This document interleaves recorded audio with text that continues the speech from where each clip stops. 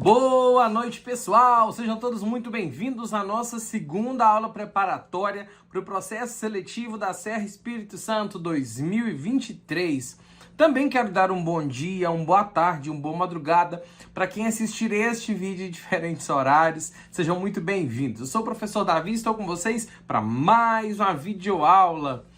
Hoje estaremos trabalhando questões comentadas da banca EDICAP. A banca EDICAP, para quem não sabe, é a banca que fará o processo seletivo para a contratação de professores por prova em 2023.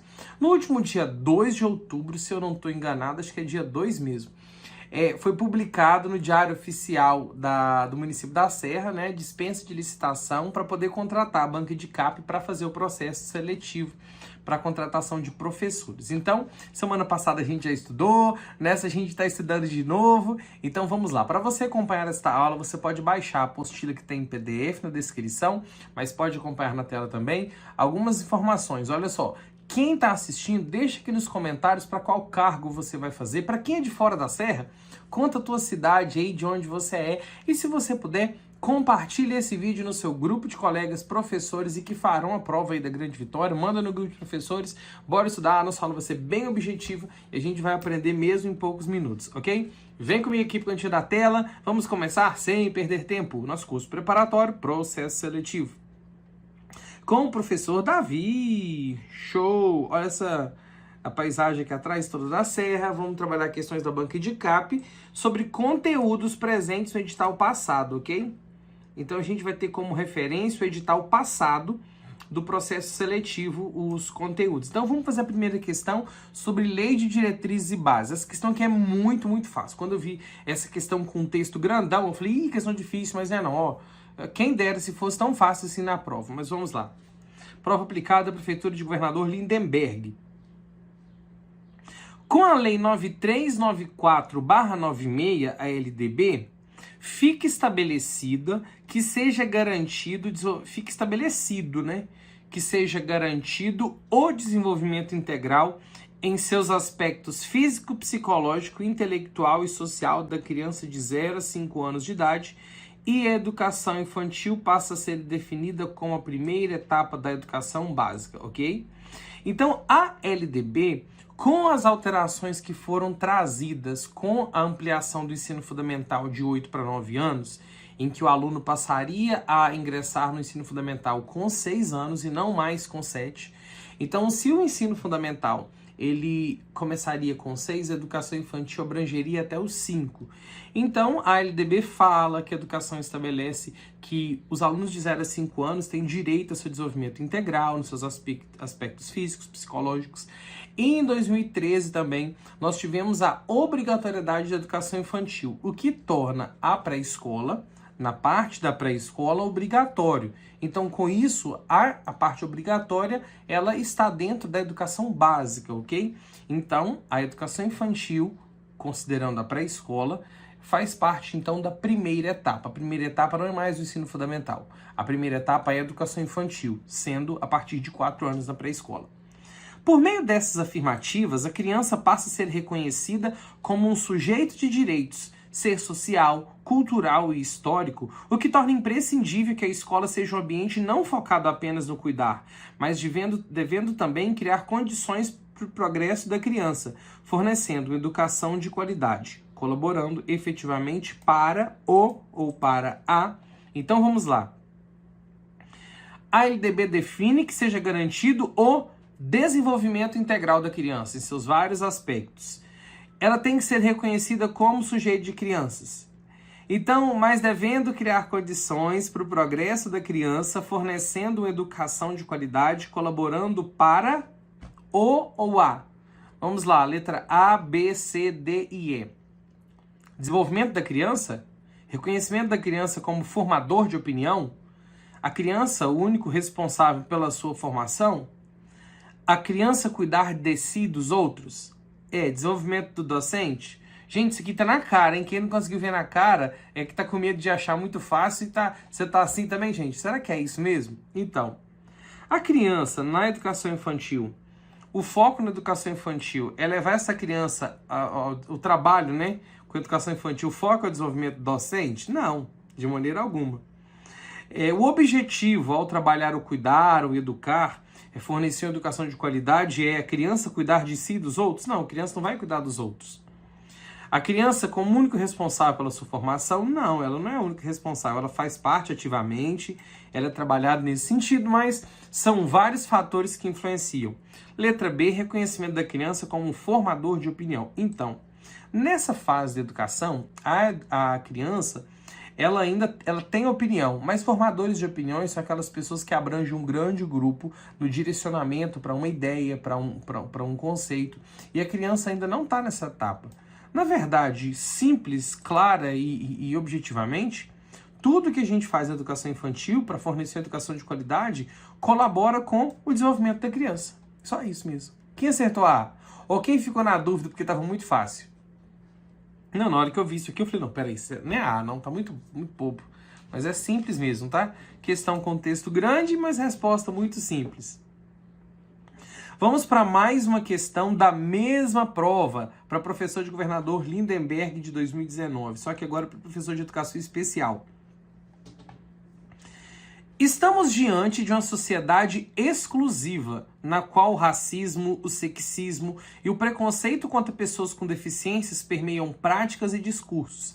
Então nós estamos numa sociedade que ela separa, a nossa sociedade ela separa. E na nossa sociedade, questões de raça, sexo, pessoas com deficiência, eles ainda vivem numa situação de separação dentro de práticas e dentro de discursos, mesmo que não claramente, mesmo que de uma forma mais subjetiva. Isso leva os professores de classes regulares a representarem a inclusão de forma confusa, chegando até a serem reforçados preconceitos. Ou seja, quando a gente tem a sociedade que separa naturalmente, os professores das salas comuns, que não são as salas de educação especial, das salas regulares, eles vão representar a inclusão de uma forma meio confusa, achando que talvez reforçar a inclusão é fazer o mesmo, por exemplo, dar a mesma prova para aquele aluno, exigir o mesmo que exige do outro. E acaba, assim, com essa interpretação e representação confusa da inclusão, reforçando preconceitos existentes. Desse sentido, assim, na escola, a ideia da deficiência acaba por sobrepujar as necessidades de cada aluno. Ou seja, o foco na deficiência acaba suprimindo e apagando o foco na necessidade de aprender que aquele aluno tem. Então, o aluno tem deficiência, ele tem limitações que criam barreiras para o seu pleno aprendizado, como os demais alunos de uma classe regular. Mas o foco não é a sua deficiência, o foco é a sua necessidade de aprender. E é a partir da necessidade de aprender daquele estudante que eu desenvolvo meu trabalho, que eu elaboro meu planejamento e executo minhas ações com fins a auxiliá-lo no aprendizado. O que garante para um aluno com deficiência a inclusão escolar então vamos lá. A gente está falando que a nossa sociedade é uma sociedade exclusiva, é uma sociedade que ela separa por várias questões, inclusive com deficiência. Muitos professores ainda não compreenderam, professores da sala regular, essa ideia da inclusão de fato. Inclusão não é colocar dentro, inclusão é uma perspectiva, ok? Colocar dentro, incluir, não é simplesmente realizar a inclusão. A inclusão que a gente deseja não é colocar dentro. A inclusão que a gente quer é a perspectiva de inclusão, ok? Então a gente vai falar que para inclusão escolar do aluno com deficiência, o que garante de fato isso? O que garante? Primeiro, a criança estar matriculada e frequentar a sala de aula regular. Isso garante a inclusão escolar? Ele está matriculado e frequentar a sala regular. Isso por si só garante a inclusão? Não. Porque muitos estão na sala, frequentando regularmente e não estão sendo incluídos, ok? Só estar na sala da regular com os alunos sem deficiência não é inclusão, ok? Não garante inclusão. Já é um primeiro passo, mas isso não garante de fato a inclusão escolar. Vamos para a letra E. Letra E. O que garante para o aluno com deficiência a inclusão é a utilização, utilizando a sala de atendimento e educação especializado nas escolas. Não. Só utilizar a sala de recursos multifuncionais, que é aquela sala daí, só usar a sala, garante? Não. Se fosse assim, a adequada utilização da sala de recursos multifuncionais, aí ok. Agora, a utilização da sala, utilizando a sala já garante? Não. Às vezes utiliza a sala sem a perspectiva, inclusive. Letra D. O que garante a inclusão para um aluno com deficiência? Através do uso de equipamentos especiais para esse público. Só usar o equipamento garante a inclusão? Ah, professor, mas está sendo muito taxativo. Não. O que garante? Eu quero saber o que garante.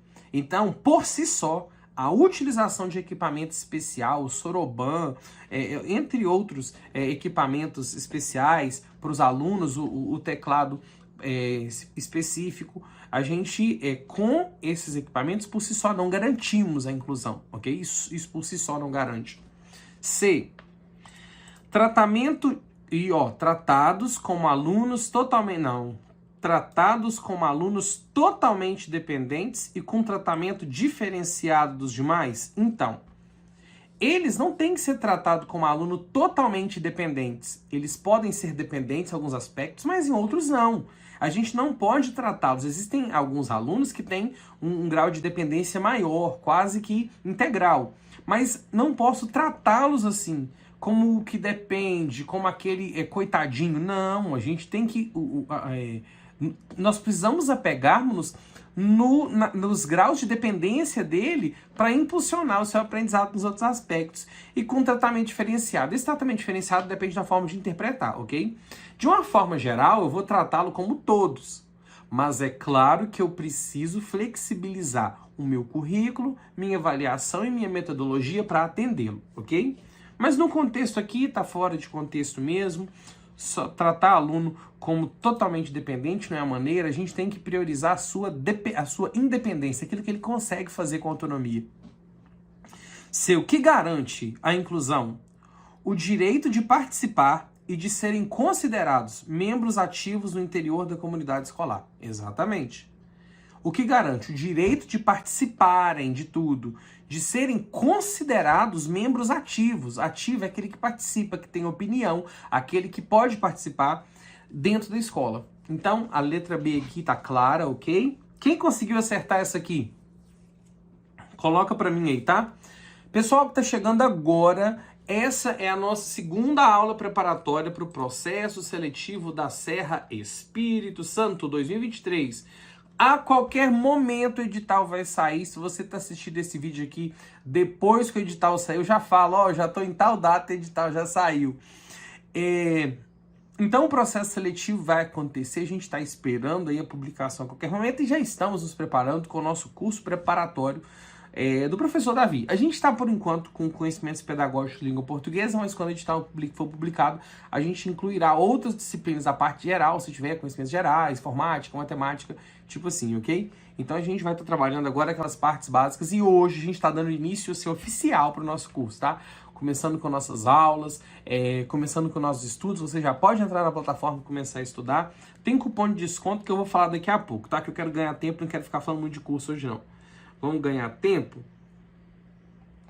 Depois a gente conta mais. Pessoal que tá chegando, quem tá chegando aí e não é inscrito no canal, inscreva-se, se ajuda o nosso trabalho, curta o vídeo e deixa aí nos comentários de qual cidade você é, para qual cargo você pretende fazer e manda o vídeo no grupo de professores da tua escola para dar uma audiência pra gente aí, para dar uma moral pro professor Davi.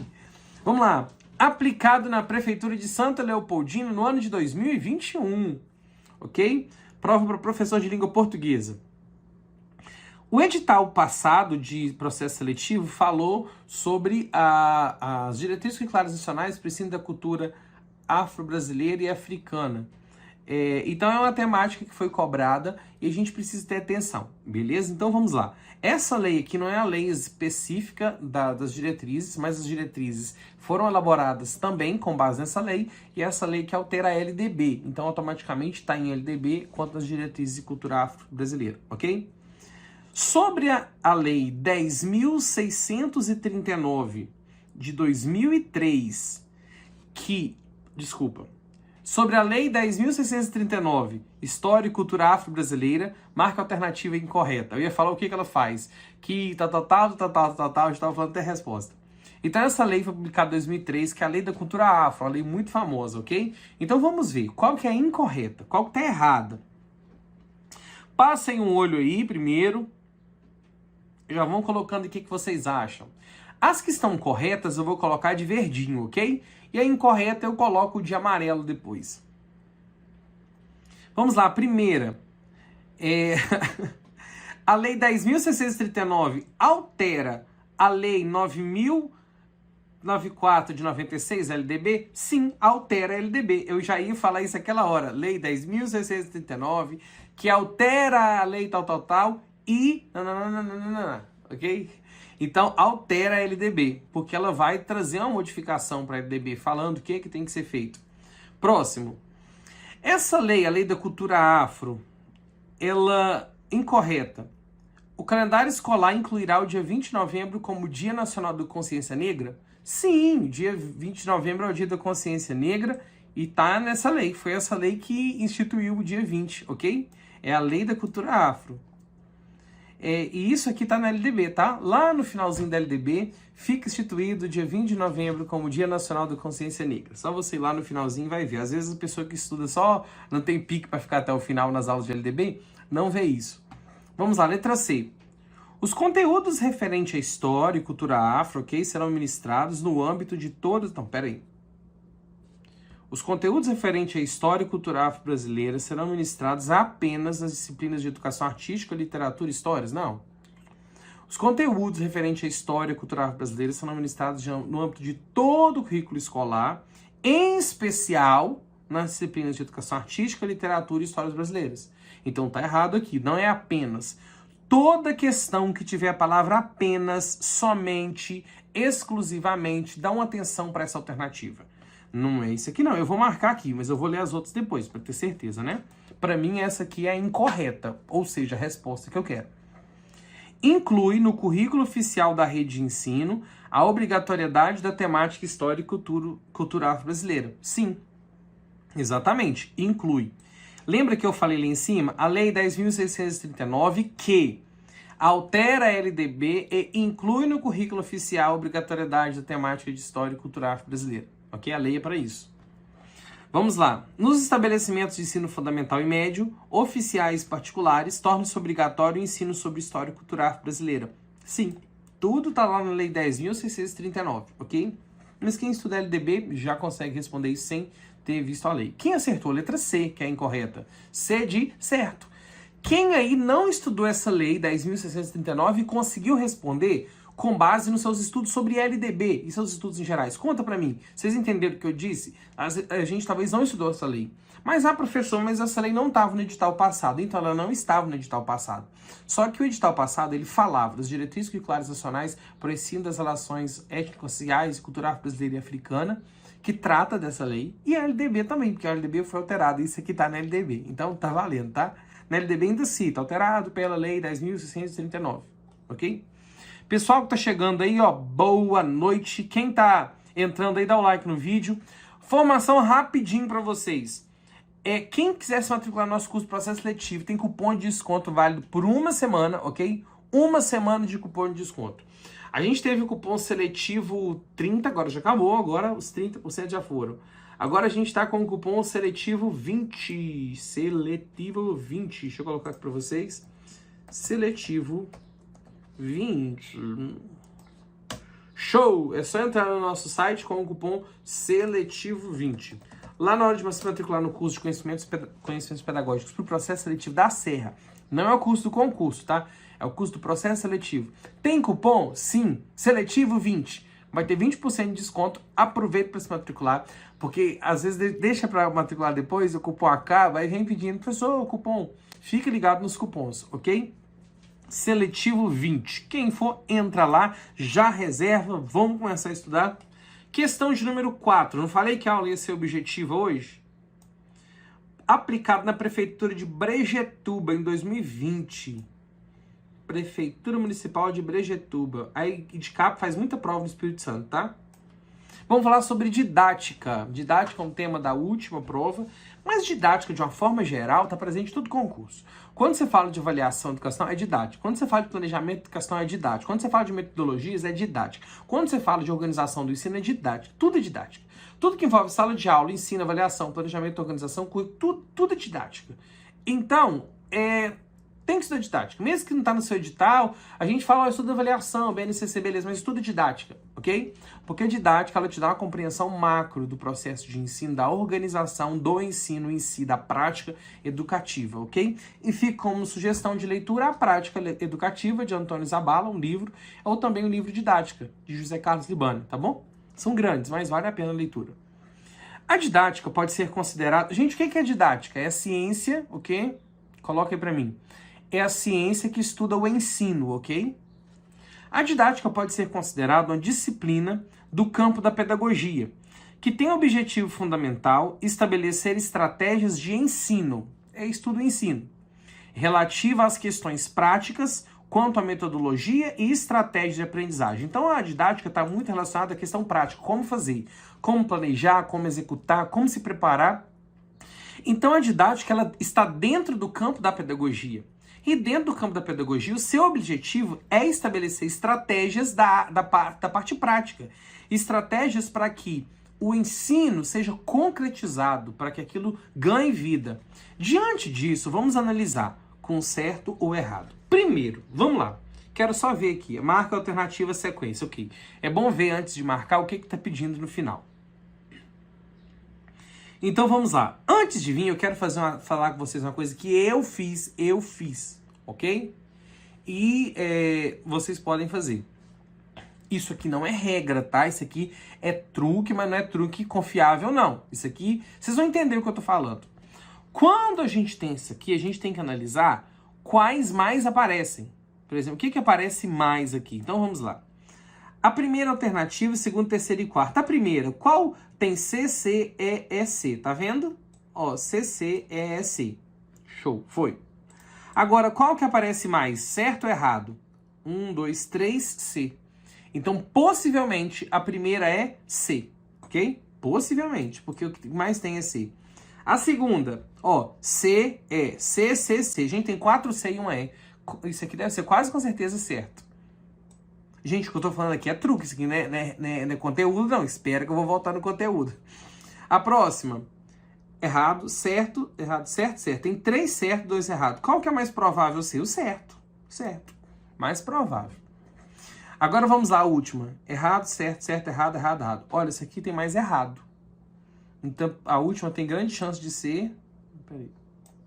De ser errado. Então, ó, certo, certo, certo, errado. Tem alguma alternativa assim? Tem, a última, ó. Certo, certo, certo, errado. Então, observando assim, só a média, tem isso aqui. Se você não tiver ideia de onde está passando a pergunta, se você já leu, releu, não conseguiu fazer nada,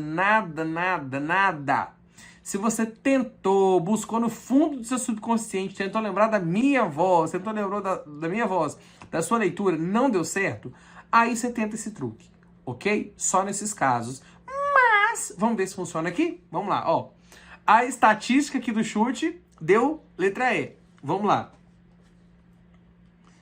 Primeiro, a didática pode ser entendida como o elemento transformador da teoria em prática, ou seja, aquilo que é teórico vai se concretizar na prática. A didática é esse elemento que transforma? Sim, é a didática que faz o professor planejar e executar a sua aula com didática.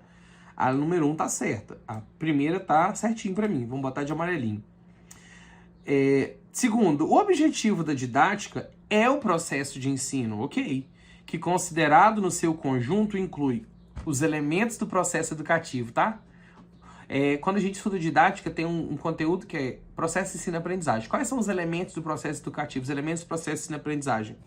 Conteúdos, métodos, formas de organização, atividades. Então, a gente geralmente fala objetivos, conteúdos, avaliação e métodos. Mas ele se destrincha em mais de acordo com o autor. Conteúdos, métodos, formas organizativas do ensino, atividades do professor e dos alunos e as diretrizes que regulam e orientam o processo. Ok. O objetivo da didática é o processo de ensino que inclui conteúdo, método, organização, as leis e tudo, porque a gente tem que seguir os currículos. Pra mim tá certo também, tá? Eu tinha que botar de verde, não amarelo. Beleza, vamos pra terceira. A didática atua como mediadora na compreensão das dimensões do trabalho docente por meio da socialização de conteúdos e desenvolvimento do aspecto cognitivo dos alunos, de tal forma que o professor planeje e organize atividades tendo em vista a aprendizagem dos estudantes. Ok, você vai conferir. A didática atua como mediadora na compreensão da dimensão do trabalho do professor, para compreender o trabalho do professor, através da socialização dos conteúdos, socializar com os alunos, desenvolvendo a cognição, e de forma que o professor venha planejar e organizar seu trabalho focado na aprendizagem. Certíssimo, certíssimo. E será que nós vamos acertar? Será? Vamos lá. A última, quer dizer, última afirmativa.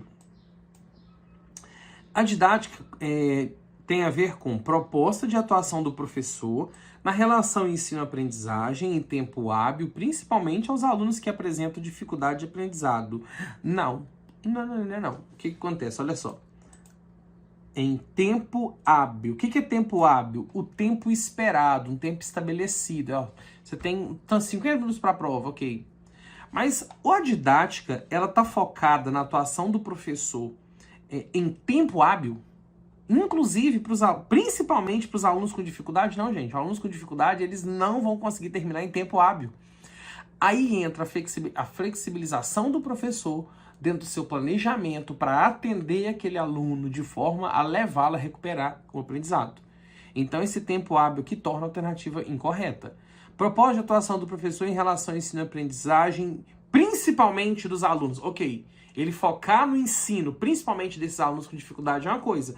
Agora, quando coloca em tempo hábil, tornou incorreto. Vocês entenderam o que eu falei? Os alunos com dificuldade não vão conseguir em tempo hábil. Então, o professor não tem que focar no tempo hábil. Ele vai ter um tempo estabelecido, mas ele precisa estar pronto para essas situações que acontecem. Então, a terceira está errada. Desculpa, a quarta está errada, ok? Certo, certo, certo, errado. Vamos ver? Letra E. Certo, certo, errado. Deixa eu conversar com vocês. Olha só, eu elaboro questões para o meu quiz. Eu já elaborei questões para concurso. Depois que eu comecei a trabalhar no final de 2019, eu parei de elaborar questões para a banca. Então, vamos lá.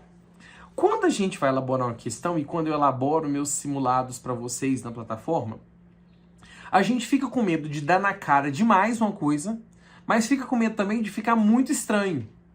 Então, por exemplo, aqui, a maioria que geralmente era C, a maioria era aquela que era, porque isso não. Se é certo, eu não vou botar demais errado. Às vezes a combinação para você fazer exige isso. Então, assim, se tá certo, fica muito difícil fazer combinação com essa, porque você pega a primeira, que é a didática, é o elemento transformador da teoria em prática. Isso é certo. Se você fica botando tudo aqui errado, vai saber vai saber se não. Se todas aqui tivessem errado, a única que tivesse certo, você saberia que era aquela. Você pega aqui a primeira. Gente, isso aqui tá na cara, tá na cara. É certa, didática que transforma a teoria em prática. O elaborador pensa assim, a pessoa quando lê essa aqui vai ter certeza que é certa. Então se eu pego aqui e boto errado, errado, errado, só uma certa, ele já vai saber que aquela é a alternativa correta sem ler o restante. Então ele tem que criar uma confusão. Então por isso, é uma grande tendência. Por exemplo, as bancas geralmente, a não ser aquelas que sorteiam aleatoriamente, tem umas que deixam tudo aleatório prova por prova. Mas quando todo mundo aprova e gosta, as bancas menores, é uma grande tendência da maior parte de alternativas não estarem na A. Quando faz a divisão proporcional, ele tem 100 questões, por exemplo, 100 questões, e as questões têm de A a E. Mais ou menos fica 20 por cada uma, mais ou menos, mas nunca é certo.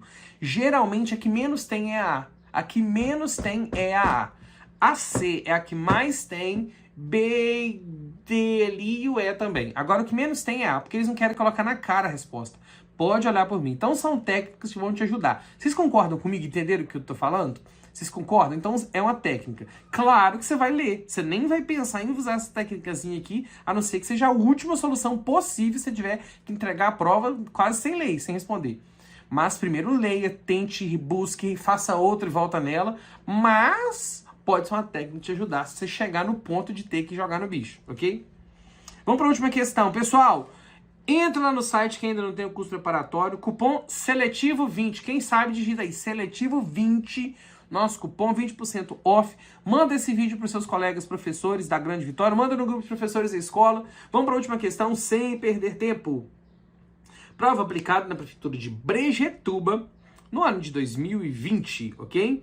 Vamos falar agora sobre concepções da educação, mas também dentro de educação infantil. Essa prova aqui foi para professor de anos iniciais e educação infantil. Não, desculpa, professor de anos iniciais do ensino fundamental. Não foi para professor de educação infantil. A questão que fala de educação infantil. Há muitas concepções do processo educacional presentes na educação infantil, desde práticas assistencialistas até as que buscam antecipar para a pré-escola os conteúdos do ensino fundamental. Então são várias concepções. Tem concepção que vê a educação infantil só como assistência, ajuda. Tem aquelas concepções que acham que aquilo que ensina do fundamental tem que adiantar na pré-escola para eles. Ensinar a ler, escrever, calcular, multiplicar. Quanto mais adiantar, melhor. Dentre tantas possibilidades, encontra-se a concepção que percebe a pré-escola como um momento privilegiado para estimular o desenvolvimento integral da criança.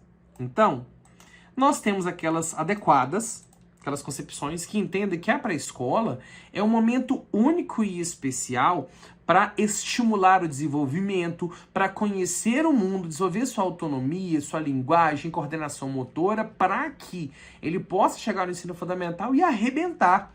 Então a gente tem essa visão de que a educação infantil, ela é um momento especial e único para estímulo do desenvolvimento integral, ou seja, em todas as áreas.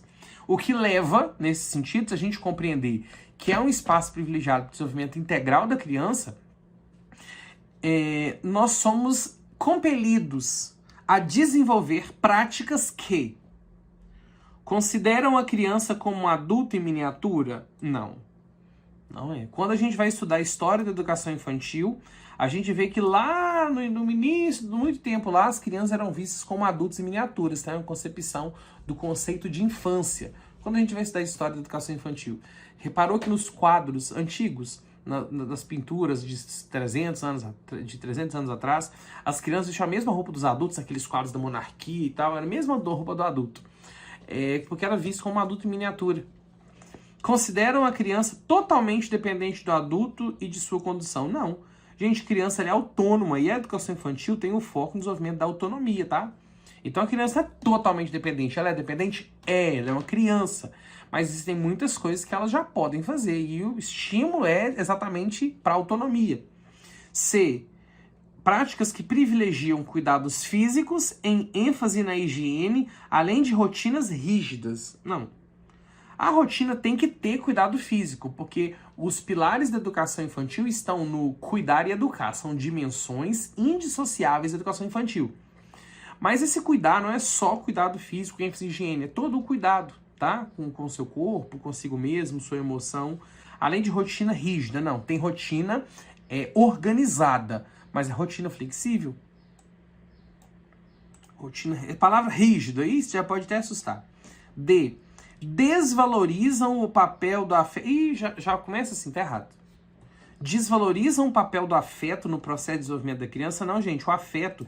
Se eu estou falando em desenvolvimento aqui integral, olha só, integral, o integral, olha só, a própria questão anterior aqui, claro que não foi na mesma prova, mas às vezes na mesma prova, tem isso aqui, ó. Desenvolvimento integral no aspecto físico, psicológico, intelectual, social. A mesma prova, às vezes, traz uma questão que responde à outra. Então, se eu tô aqui, eu sei que o desenvolvimento infantil não vai desvalorizar o papel do afeto. O afeto é importante, tal qual todas as outras dimensões. Sobrou-nos a letra E. Vamos marcar ela? Não. Leia, porque vai que não é, que se der errado, você vai ter que voltar relendo e analisando novamente as anteriores. Práticas que valorizam os processos de socialização e educação para a cidadania. Sim, eu devo privilegiar e sou levado a executar práticas que valorizem a socialização ou a interação das crianças e também que valorizem a educação para a cidadania, para a construção de uma identidade solidária, crítica, consciente, cidadã, ok? Então, a resposta é a letra E. Conta pra mim quanto vocês acertaram. Conta aí. Vamos lá. Nosso concursômetro, confere o gabarito aí. ABCEE. ABCEE. Vamos lá. Quem de vocês acertou nenhum? Quem acertou nenhuma? Zero acerto. Xiii, a coisa tá feia. Tá feia, hein? Quem acertou? Não coloca, não. Não coloca aí dos comentários, não. Quem acertou só uma, pode e deve melhorar. Inclusive, semana que vem tem outra aula do processo seletivo. Você volta e fala, professor, eu melhorei, ok? Deve melhorar. Agora, se a metade de 5 é 2,5, então vamos pegar entre 2 e 3 ali para dar uma ajudinha para quem tirou 2. Parabéns, está em cima da média de aprovação, ok? Mas, como os alunos do professor Davi são fera, a nota de corte vai ficar lá em cima. Isso aí. Agora, deixa eu fazer uma observação. Isso aqui eu não tô puxando sardinha para mim, não. Nos últimos processos seletivos da Serra, junto com os alunos, a gente tem conseguido assim, direcionar bem os alunos. No primeiro processo seletivo que eu fiz em 2018, eu acertei todas as 10 questões que caíram.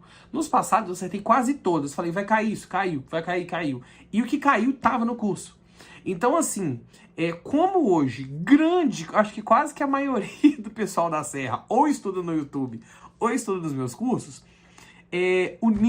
a nota de corte sobe. A nota de corte sobe. Ah, mas é o professor Davi? Não. É porque acaba que na Serra, como o meu trabalho do professor Davi é o que é mais difundido, acaba que todo mundo caminha na mesma direção.